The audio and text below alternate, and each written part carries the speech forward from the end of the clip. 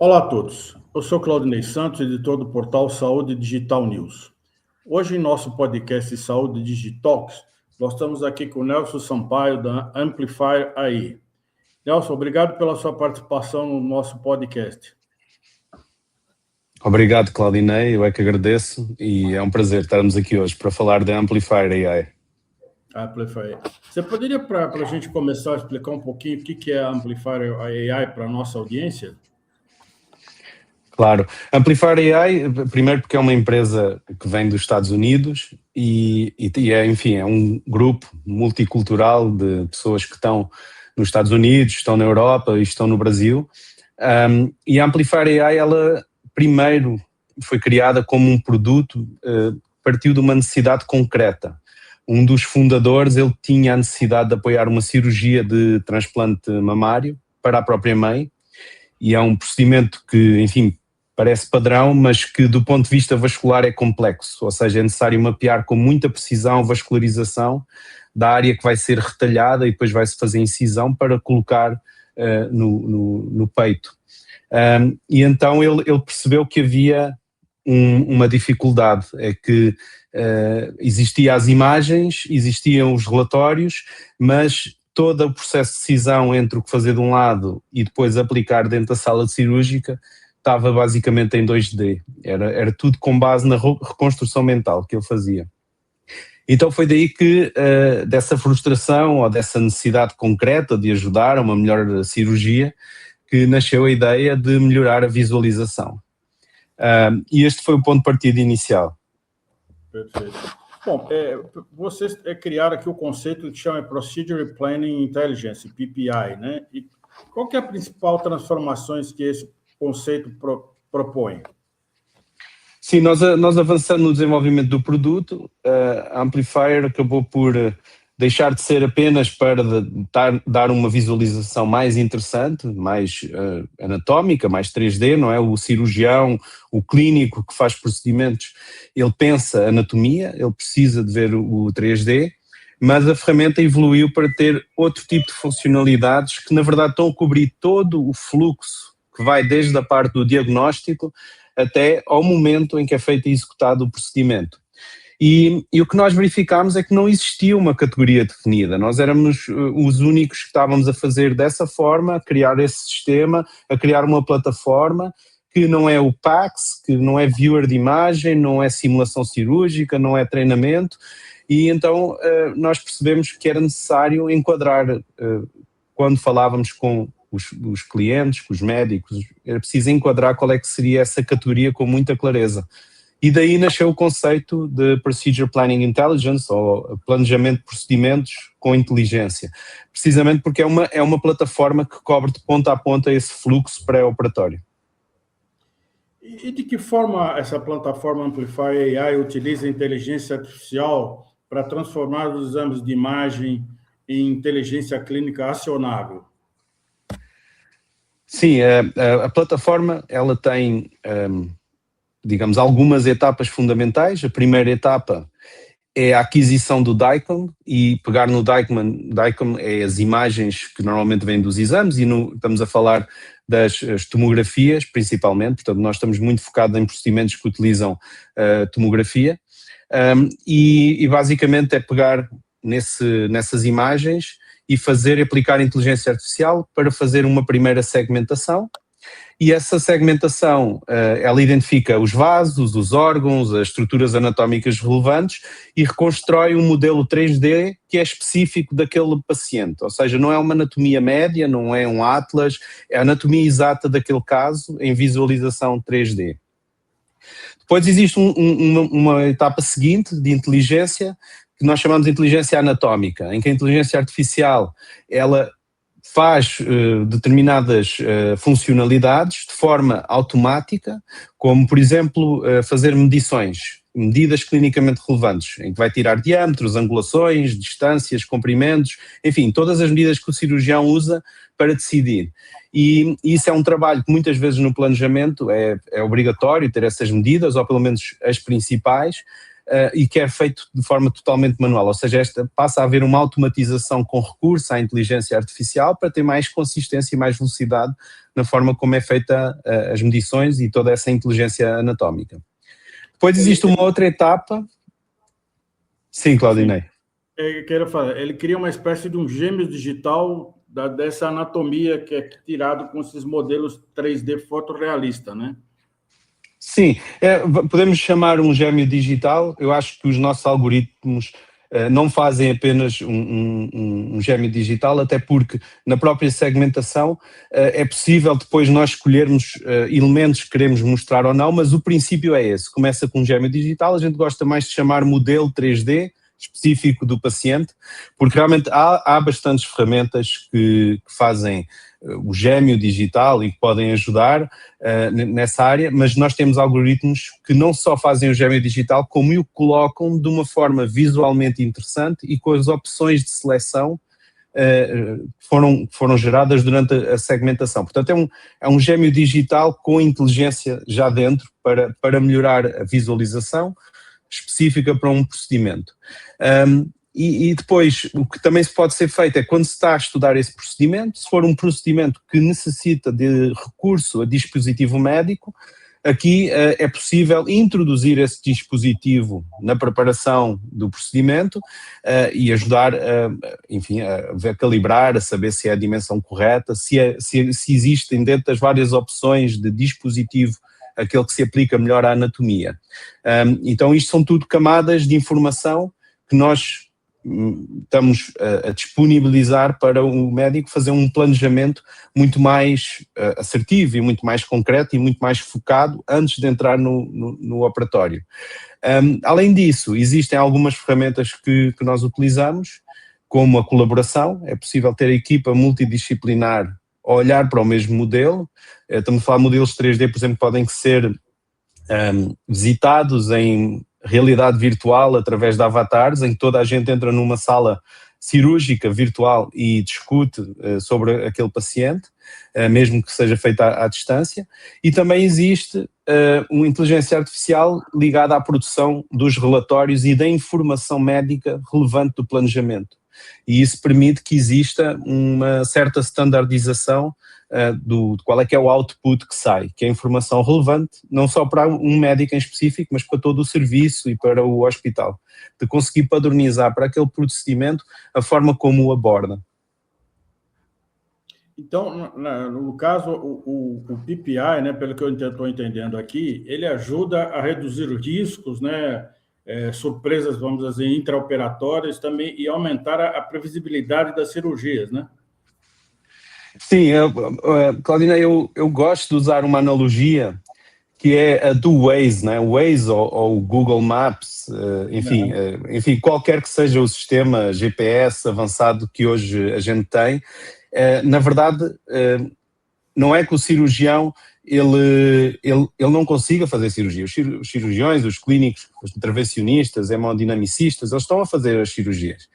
É tal como nós entramos num carro para dirigir. Nós vamos dirigir aquele carro, mesmo se não tiver GPS. Mas o GPS ele traz automaticamente muita informação, não é? Não é só a informação do trajeto, é qual o melhor trajeto, se vai ter trânsito, se não vai ter trânsito, se eu vou ter um pardal no caminho, se tem polícia, se eu preciso mudar, a que hora é que eu chego, não é? Ter essa informação para eu informar alguém se eu vou chegar a tempo ou não de uma reunião.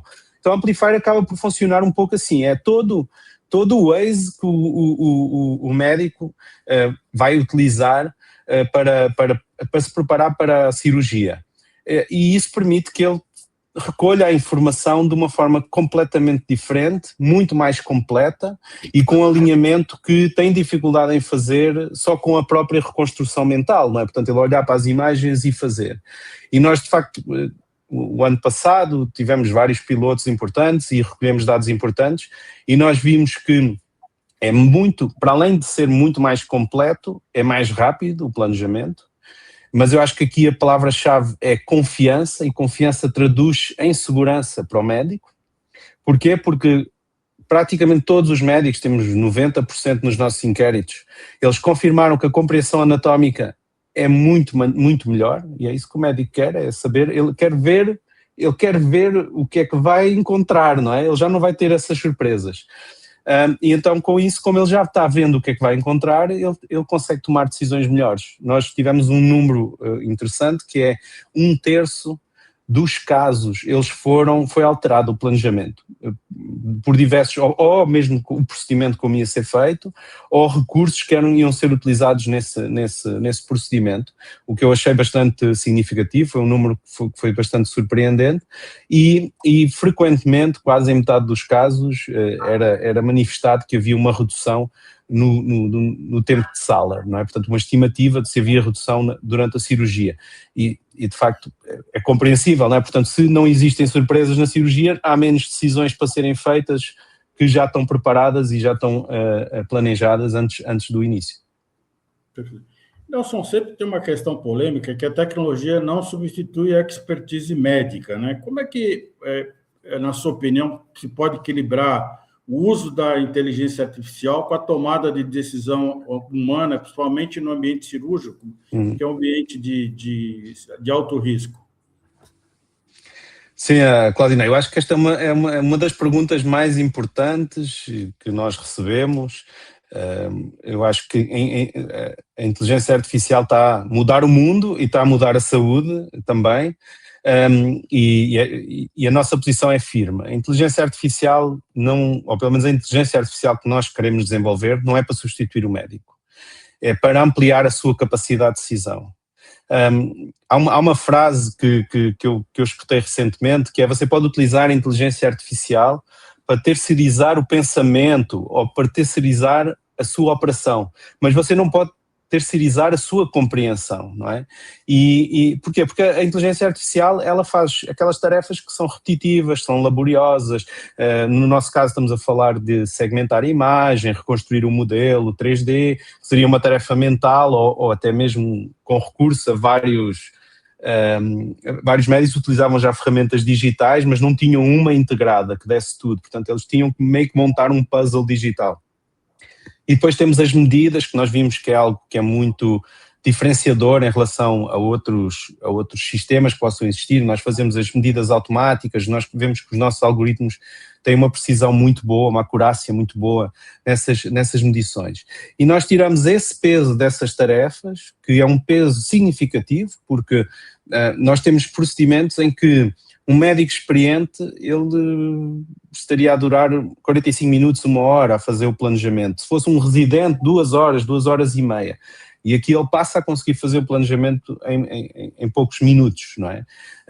E sobretudo, mais do que fazer o planejamento, ele vai ter a certeza da situação do paciente, que é as anatomias realmente e as patologias, elas mudam muito. Então a gente dá essa facilidade de informação através da inteligência artificial, que entrega mais valor ao médico, entrega também mais valor ao paciente. Porquê? Porque o médico ele vai estar muito mais focado no julgamento clínico e na decisão clínica, do que é que pode ou não pode fazer.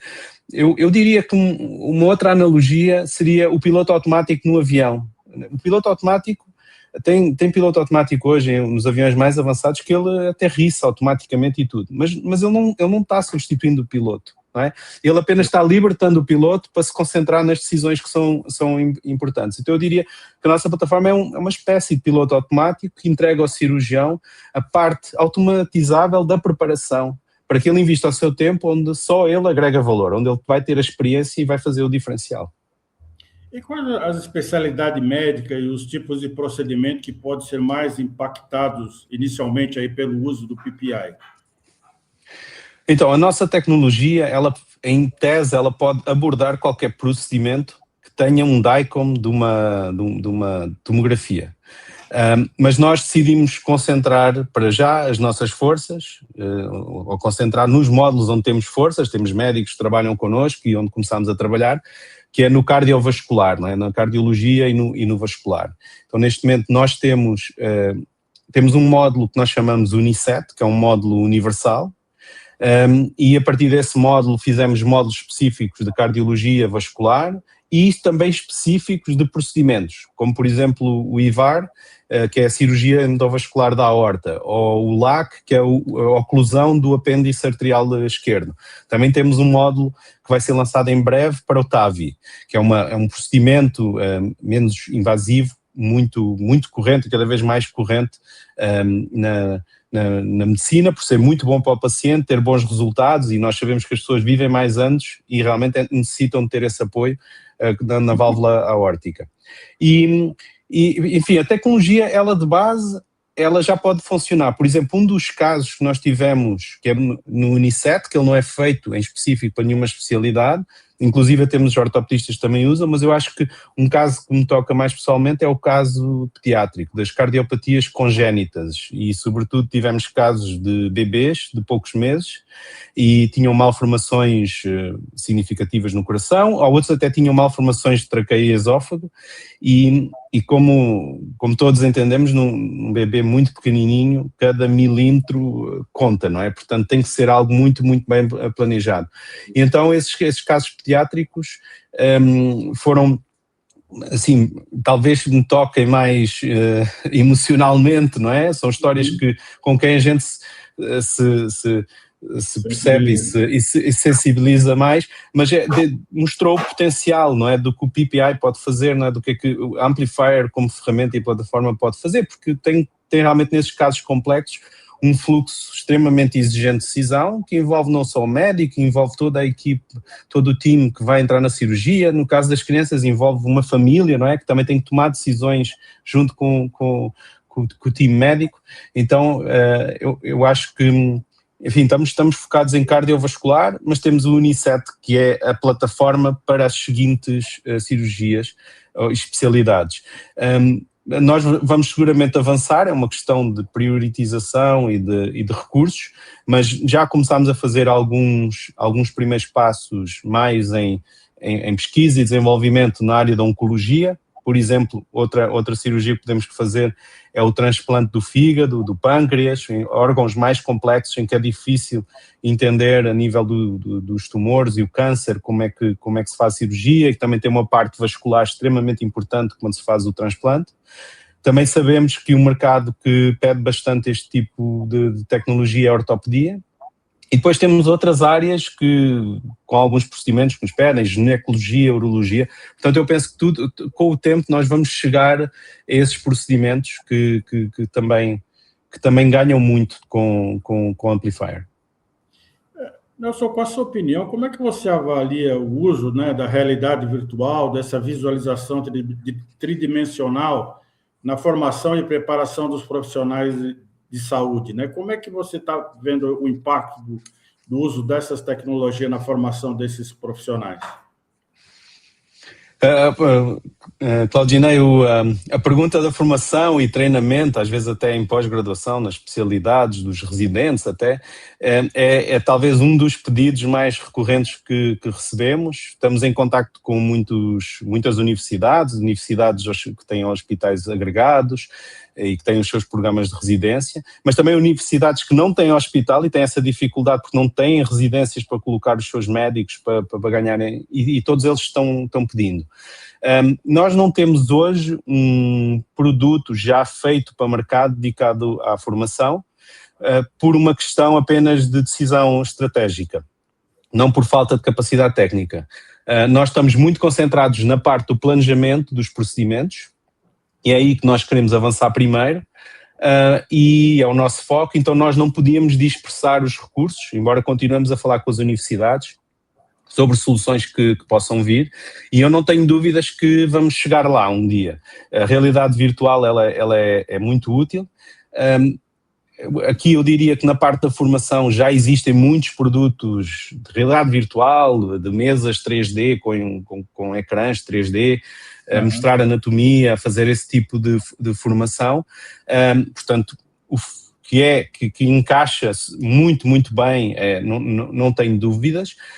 Nós talvez chegaremos ao aspecto da formação já numa formação mais de ponta. É dizer assim, quem está terminando a sua especialidade ou quem está terminando a sua formação já começa a ter contacto com a plataforma e sistema, que depois, quando estiver no hospital a fazer os procedimentos, vai ter. E então entra a formação tanto para o lado anatómico, que é o que a maioria das ferramentas foca, é dar anatomia, que é a anatomia genérica, mas também começar, sobretudo os residentes, a envolvê-los numa formação que ela é específica do paciente, ou seja, eles vão ver vários pacientes na sua formação, não vão estar a olhar para um modelo que é sempre igual e que todos estudaram porque é genérico. Então, eu com certeza vamos chegar aí em breve, vamos ver como a empresa desenvolve agora este ano e no próximo, e com certeza assim que tivermos recursos, teremos um produto feito à medida para a formação. Como é que você vê os ganhos para os hospitais, para o sistema de saúde, né? Como é que a eficiência operacional, a padronização, né, e a adoção dessa plataforma pode trazer um melhor retorno para os hospitais e sistema de saúde? Eu vi que o Instituto Dante Pazanese, de Cardiologia, o Hospital Infantil Sabará, já estão utilizando essa tecnologia em projetos pilotos, né? Como é que está a evolução dessa plataforma aqui no Brasil? Correto. Você tocou em vários eixos importantes. O primeiro, da eficiência operacional. O tempo de sala cirúrgica é um recurso bastante caro do hospital, não é? E se nós temos essa redução de superior a 20, 30 minutos, até mais do que isso, em cirurgias muito complexas, a gente significa várias coisas. Significa um custo, uma redução de um custo direto, mas uma eficiência muito maior a vários níveis. Todo o time já sabe o que é que tem que ser feito, não há desperdício de recursos, de dispositivos médicos, que muitas vezes acontece, o médico tem que tomar decisão durante a cirurgia e tem que experimentar vários dispositivos. Portanto, esse desperdício também acaba por ser reduzido. Portanto, com certeza existe uma eficiência operacional direta na fronteira, não é? Portanto, entre o planejamento e depois o pré-operatório e o operatório.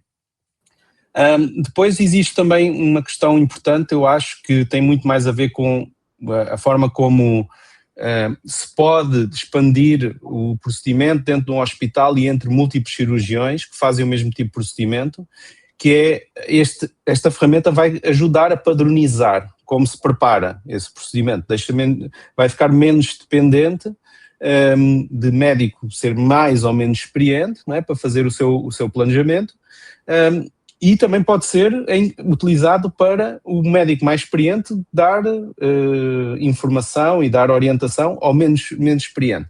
E isto também vai dar uma informação bastante importante para os serviços hospitalares, de quando eles têm o caso A, saberem que uma determinada padronização é mais favorável, por exemplo, a uma recuperação mais eficiente do seu paciente. Isso vai ser informação e vai ser dados que isso vai existir de standardização, padronização, e que vai criar uma qualidade mais consistente e curvas de aprendizagem mais rápidas para profissionais mais novos. E depois, obviamente, é a qualidade clínica e é o retorno que isso traz para o paciente, porque no fim do dia a saúde existe para servir os pacientes. O que nós esperamos é que exista mais previsibilidade e que o retorno dessa previsibilidade se converta em eventos menos adversos e inesperados, não é? Portanto, se tivermos menos complicações intraoperatórias, não é? É menos decisão de abortar, alterar, inspecionar que o médico tem que fazer durante a cirurgia. E isso até se aplica às cirurgias. Nós temos muitas cirurgias que são menos invasivas, também temos cirurgias de peito aberto, embora sejam mais arriscadas, e depois também já começamos a ter várias cirurgias que são feitas com robôs cirurgiões. E outro dia um médico nos comentava, nós mostrámos a ferramenta, e ele disse: "Porquê que você não me mostrou?" Ele trouxe um caso, nós pedimos para trazer traga o seu DAI, que também o seu cara, para olhar. E ele dizia assim: "Porquê é que vocês não vieram na semana passada? Porque eu estive a fazer uma cirurgia com um robô, durou 12 horas. Se eu tivesse visto o que eu vi aqui, ia-me durar metade do tempo." Ou seja, mesmo até com todo esse apoio de um robô, porque o robô já existe um planejamento mais rigoroso, havia sempre uma área cinzenta que o médico não enxergava e que ele precisava ver melhor e estar melhor preparado, que no planejamento com as ferramentas que ele tinha para aquele robô não funcionava. Depois há aqui um ponto que eu acho que é muito importante e diferenciador do Amplifier. Ele é feito para o decisor do procedimento e ele tem que ser simples e tem que dar o que ele precisa. Porque muita gente vai dizer, não, mas isso já tem, eu já vi, tem lá na máquina onde você faz a aquisição de imagem. Sim e não. Não é tão completo, ou seja, não está a cobrir verdadeiramente o fluxo, e muitas vezes é feito de uma forma tão complicada que só quem faz o diagnóstico, que é o radiologista, é que ele talvez saiba usar. E muitas vezes esse software nem sequer está agregado à máquina. Então aqui o conceito é dizer assim, é andar lá da ponta final, é dizer assim, o que é que o médico precisava ter antes de entrar na sala de cirurgia e como é que ele vai efetivamente usar. Se a gente é uma coisa complicada demais, ele não vai sentir que o retorno e o valor é imediato. E felizmente com a nossa ferramenta é muito rápido, porque são poucos minutos entre carregar a imagem e ter a informação para validar para o seu planejamento. Perfeito. Nelson, para finalizar, né, e pensando no futuro, como é com a sua experiência também, como é que você imagina o uso da inteligência artificial, de análise preditiva, né, no planejamento das cirurgias orientada por dados? Como é que isso vai se refletir nesse segmento nos próximos anos? Então, eu acho que o planejamento procedimental, como eu falava há pouco a pouco vai ter a sua própria métrica no sistema e nos fluxos hospitalares, ou seja, hoje enfim, aqui onde a inteligência artificial pode ajudar, os hospitais por vezes, alguns bem preparados sabem, mas muitos não sabem o tempo de sala e se existe taxa de infecção pós-operatória e se a mortalidade, dependendo da forma como fez o procedimento, ela tem mais ou menos risco e a partir do momento em que temos um sistema que permite ter essa informação e com maior qualidade do planejamento, acho que essas medições vão começar a ser mais efetivas e vai, enfim, até vai ajudar a conversa, por exemplo, entre o hospital, entre o cirurgião e entre o proctor, que vem da empresa de dispositivo médico, para entender a melhor solução. Vai ser muito mais objetiva, não é? Dizer assim, mas eu tenho aqui o dispositivo que é correto. Não, mas nós estamos a analisar naquele paciente. Então eu tenho a certeza que eu quero esse dispositivo porque ele funciona melhor nesta anatomia. Depois eu acho que temos uma questão de... enfim, a inteligência artificial também é muito boa, tem parte generativa e tem a parte preditiva. Eu acho que com o tempo vai ser possível dar sugestões melhores, não é? Portanto, à medida que os algoritmos e que a aprendizagem desses mesmos algoritmos forem cada vez mais robustas, pode chegar a um ponto em que nós já dizemos assim, olha, já está aqui o dispositivo correto, pode ser utilizado, e essa informação é corroborada em tempo real, por exemplo, com o proctor que vem da empresa de dispositivo médico. E depois, com certeza, onde nós vemos que vamos continuar a aplicar inteligência artificial é em outras áreas, em outras especialidades. Eu acho que vai haver necessidades específicas que nós ainda não levantámos e que algoritmos de inteligência artificial vão ser necessários para ser o mais ajustado a cada requisito, a cada necessidade, de cada procedimento, e não só para uma especialidade, até porque as especialidades acabam por ser muito diversas, a medicina é um mundo muito diverso, não é uma coisa só, e então vai haver necessidades muito específicas. O caso da cardiovascular ficou muito claro, era a questão das medições, era aqui que os médicos passavam muito tempo.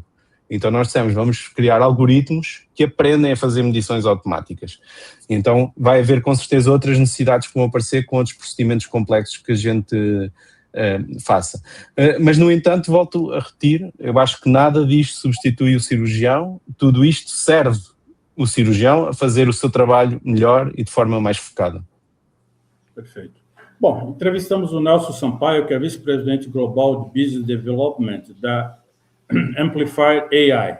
Nelson, muito obrigado pela sua participação em nosso podcast Saúde Digital. Claudinei, foi um prazer, muito obrigado mais uma vez pelo convite e fico à disposição, se alguém mais tiver dúvidas, podem entrar em contacto com a Amplifier diretamente ou me procurar nas redes sociais. Muito obrigado e até uma próxima. Obrigado, até a próxima, porque eu vi que temos aí bastante caminho para evoluir, né, com essa tecnologia, né? Sim, esse é o objetivo e a ambição, portanto pode ser que tenhamos aqui mais episódios para depois dar até informações mais concretas ou algum caso interessante que a gente possa discutir e que do ponto de vista da tecnologia seja bastante interessante trazer aqui. Perfeito. Obrigado e até a próxima. Eu que agradeço. Obrigado.